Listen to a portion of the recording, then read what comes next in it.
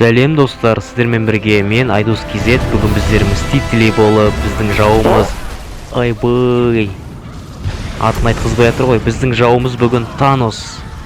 Кинодағы көрген шығарсыздар, Мстители финал, бесконечности, сондағы Таносты бүгін өлтіретін боламыз, достар. Арнаға жазылыңыздар, лайктарыңызды басыңыздар. Айбай, мені вообще жақындатпайды алашы.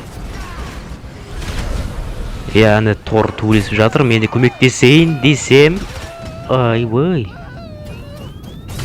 мынау неге жеткізбейді? Bir анан қарашы, кәдімгі телепортациямен келеді кәдімгідей. Қазір тұра тұр. Кел. Ай. Енді базар жоқ. Железный человекпен Тор сияқты күшім болмаса да, жерде жүріп мен оны өлтіруге тырысамын. Аңғары, Железный человек май шағып кетті. Аспанға ұшып кетті анау. Қайда кетті ғой? Қайда? Айбай. Ай, күтсеңдерші құттай, ё-майо. Ұшып кетесіңдер, я, мен жерде жүруім керекпін. Базар жоқ. Анан қарашы, енді кетсіп.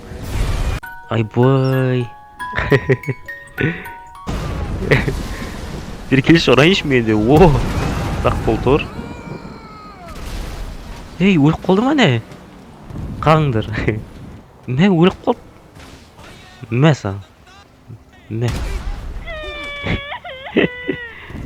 Я, достар, бүгін біздер Таносты жеңдік. Арнаға жазылып, лайктарыңызды басыңыздар.